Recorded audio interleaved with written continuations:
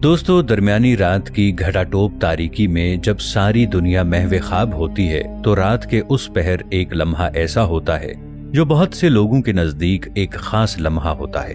रात के इस मखसूस हिस्से के बारे में कहा जाता है कि उस वक्त आसमानी और जमीनी दुनिया के दरमियान पर्दा हटना शुरू हो जाता है।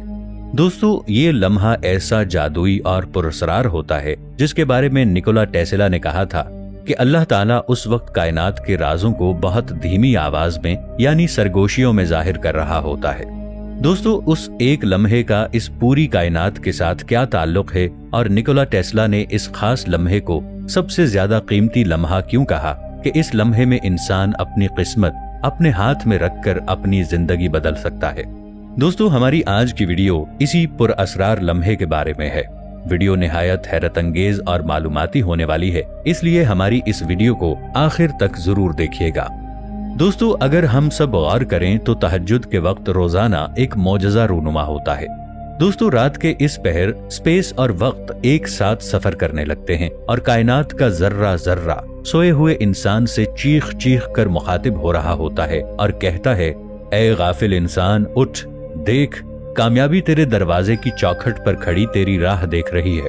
दोस्तों, अगर निकोला टेस्ला के फहमो फरासत के बारे में बात की जाए तो वो एक दूरअंदेश और निहायत अक्लमंद इंसान था। इस शख्स ने कायनात में छुपे बहुत बड़े बड़े राजों को तलाशा और उनको हल किया और आज साइंस की हर तहकीक में निकोला टेस्ला के नाम का डंका बजता है। साइंस की हर तहकीक उसके बगैर अधूरी है। निकोला टेस्ला की कामयाबी का राज उसके सोने और जागने के औकात में छुपा हुआ था। ये इंसान रात के वक्त महज 2 घंटे की नींद लेता था, फिर वो दिन के कुछ हिस्से में थोड़ी देर के लिए आराम करता था, यानी कि कैलूला किया करता था।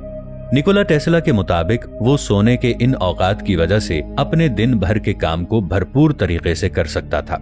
निकोला टेस्ला ने एक जगह पर लिखा कि अल्लाह रात के 3 बजे क्यों जागता है। टेस्ला का ये उन्वान किसी की समझ में ना आया, मगर जब इसको टेस्ला के नजरिए से देखा गया, उसकी इस बात पर रिसर्च की गई तो ये मालूम हुआ कि रात के 3 बजे का वक्त इंतहाई ताकतवर, अहम और अपने अंदर पुरअसरारियत समेटे हुए होता है।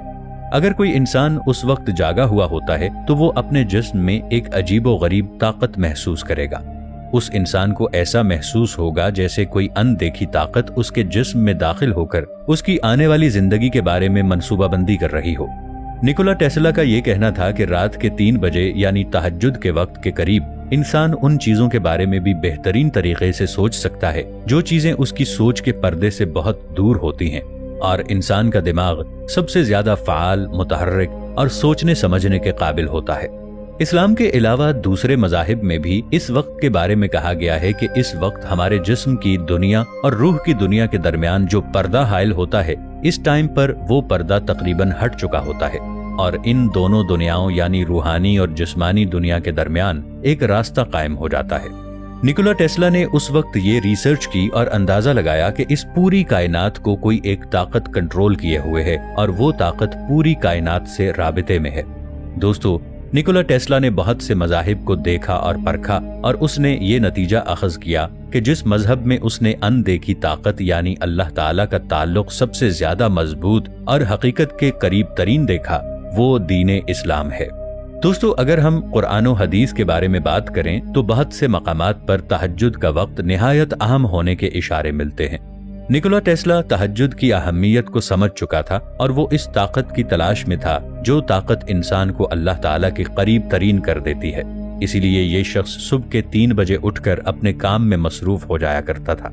साइंटिफिक रिसर्च भी इस बात की तस्दीक करती है कि ये वो वक्त होता है जब 4 सू पुरसुकून फजा और हर तरफ खामोशी का राज होता है, और रात के इस पहर इंसान का दिमाग बहुत ज्यादा मुतहर्रिक होता है और इंसान की सोचने समझने की सलाहियत काफी हद तक बढ़ चुकी होती है।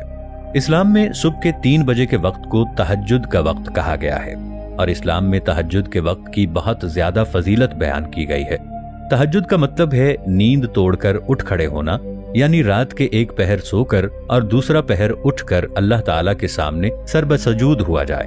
तहज्जुद, जिसे रात की नमाज भी कहा जाता है, इस्लाम के मानने वालों की तरफ से अदा की जाने वाली नफिल नमाज है। ये मुसलमानों पर जरूरी 5 फर्ज नमाजों में शामिल नहीं है।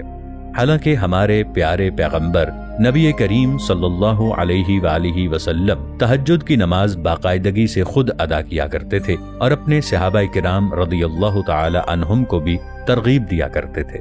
اسلامی شرع میں آدھی رات کے بعد نماز پڑھنے کو تہجد کی نماز کہتے ہیں۔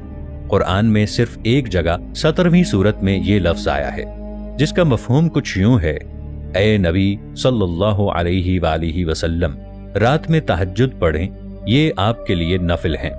دوستو، نفل نمازوں میں سب سے زیادہ تہجد کا ثواب ہے۔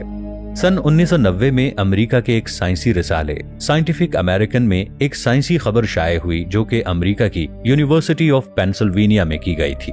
اس ریسرچ میں انسانوں اور جانوروں کے دماغ میں برقی الیکٹران لگا کر نیند کے دوران ان کے دماغوں پر ایک تجربہ کیا گیا۔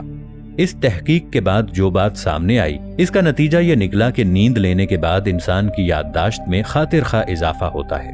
اس ریسرچ کے لحاظ سے رات کی آخری گھڑیوں میں جب بندہ نیند سے بیدار ہو کر تہجد کی نماز ادا کرتا ہے تو اپنے ماضی کی کوتاہیوں کو رات کے اس اندھیرے میں بآسانی ذہن نشین کر کے اللہ تعالیٰ سے اس کی معافی طلب کر سکتا ہے۔ اگر ہم میڈیکل کی روح سے دیکھیں تو میڈیکل سائنس یہ کہتی ہے کہ صبح کے 3 بجے یعنی تہجد کے وقت اٹھنا جسم میں بیماریوں کو دور کرتا ہے، تو وہ جلدی اٹھنے سے جسم میں جمع شدہ فضلات کو جسم سے جلد خارج ہونے کا موقع فراہم کرتا ہے۔ اس کے برعکس اگر ہم لیٹ اٹھیں گے تو یہ فضلات جسم میں رہ کر ہمارے جسم کو نقصان پہنچا سکتے ہیں۔ اس سے ہمارے گردوں پر زیادہ بوجھ پڑتا ہے۔ ایک حدیث پاک میں آتا ہے کہ ہر رات کے پچھلے پہر اللہ تعالیٰ ہماری اس دنیا کے آسمان پر جلوہ فرما ہوتا ہے اور فرماتا ہے کہ ہے کوئی مجھ سے دعا کرنے والا کہ میں اس کی دعا قبول کروں۔ اگر ہم غور کریں تو یہ وہی ان دیکھی طاقت ہے جس کا ذکر نکولا ٹیسلا نے اپنی ریسرچ میں کیا تھا اور کہا تھا کہ یہ وقت ایک انسان کی زندگی کا انتہائی قیمتی وقت ہوتا ہے۔ ہمارے پیارے نبی حضرت محمد مصطفیٰ صلی اللہ تعالی علیہ وآلہ وسلم جب تہجد کے لیے بیدار ہوا کرتے تھے تو کمرے سے باہر صحن میں تشریف لاتے اور آسمان کی طرف نگاہ اٹھا کر سورہ آل عمران کی آخری آیات تلاوت فرماتے۔ اس کے بعد وضو کر کے تہجد کی نماز ادا کیا کرتے تھے۔ گویا کہ نکولا ٹیسلا جس راز کو ساری زندگی ڈھونڈتا رہا وہ سورہ آل عمران کی آیت نمبر 190 اور 191 میں چھپا ہوا تھا۔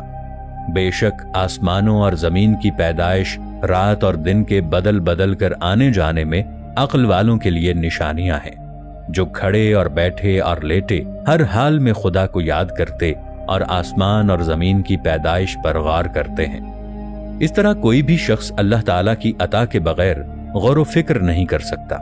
جب کسی انسان میں غور و فکر کرنے کا جذبہ پیدا ہوتا ہے تو وہ کائنات میں چھپے رازوں کو جاننا شروع ہو جاتا ہے۔